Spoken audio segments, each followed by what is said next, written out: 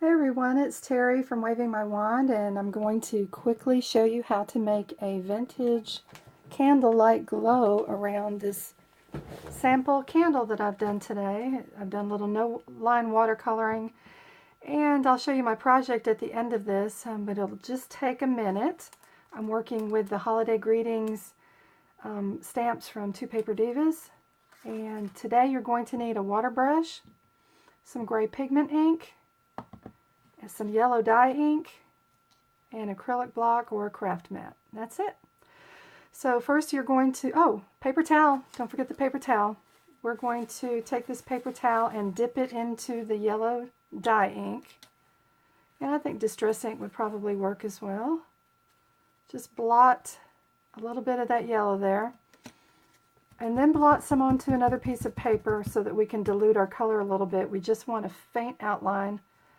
And we're going to keep it close to the outline of the candle and just work right closely to that. And just do a little half arc around the candle. Okay, just like that.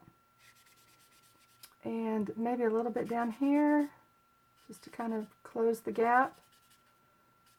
And now we're going to take our gray pigment ink, dab it onto an acrylic block or a craft mat. You can use a small paintbrush and water if you don't have a water brush, and just grab some of that color, and then we're going to go around the arc of the yellow that we just added. Just keep it close and tight. The tighter the better, and you'll see why in a bit. And come on down here a little bit. Just see how you're getting that outline. And you might want to do an extra little, just a small little bit of shadow up above that outline.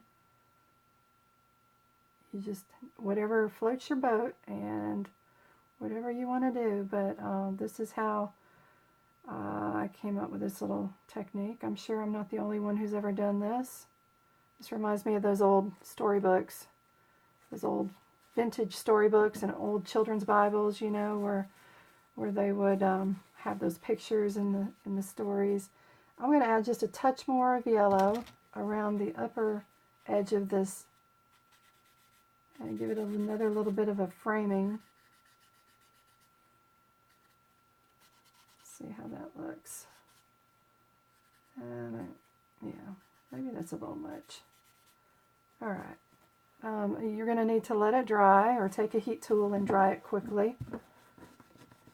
And here is the finished project. This is a vintage candle, and it's done with no-line watercoloring. And the glow, see how close and compact it is to the image. And I love how it turned out. You can see the full project at wavingmywand.blogspot.com. Thanks for stopping by.